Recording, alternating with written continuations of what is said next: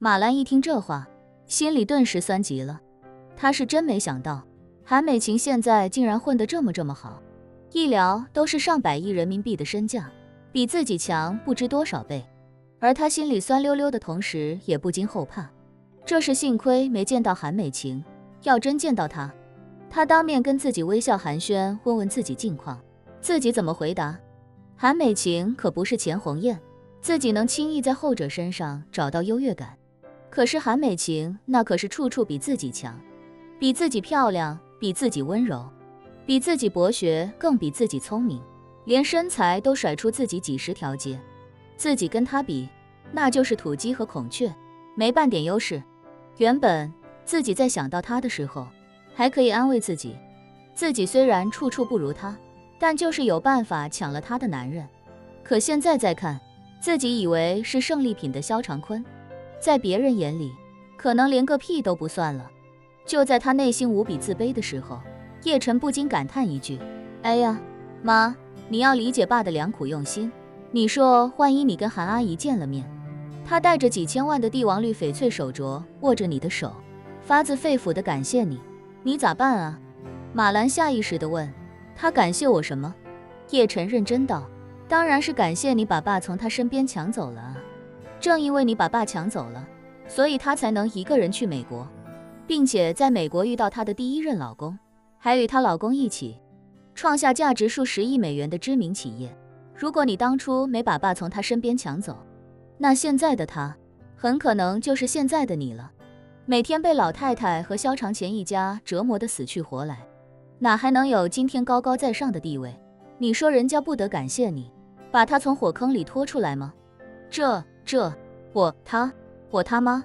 马兰一听这话，内心深处彻底破防，他在心里哭喊，这他妈算什么事儿啊？这个韩美琴她凭什么混得这么好啊？她难道不该在30年前出走美国，因为不适应异国他乡的环境一辈子在底层挣扎吗？她现在50多岁，正应该先失业后被男人抛弃，再大病一场惨遭资本主义抛弃，沦落到唐人街餐厅后厨洗盘子才对啊。为什么她能跟她老公创建全球顶尖的律师事务所？为什么能做到上百亿人民币的身家？我恨啊！一这么想，他对萧长坤的恨就一下子被转移走了大半。叶晨这时候继续乘胜追击，开口道，妈，您肯定怀疑爸那次去韩国交流有问题对吧？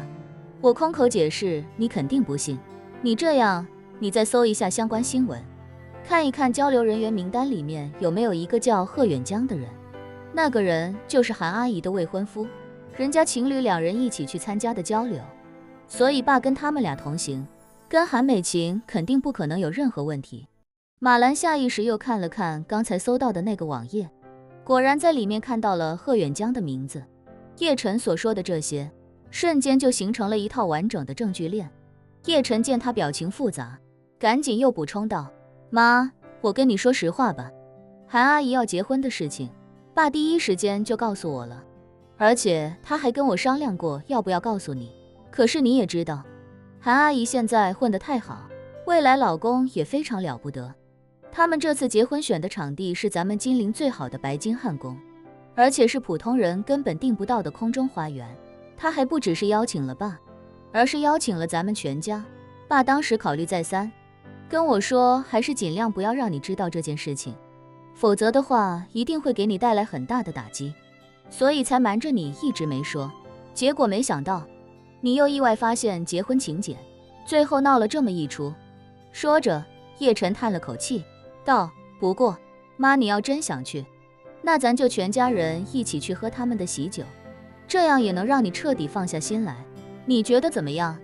马兰下意识地脱口道，不，我才不要去。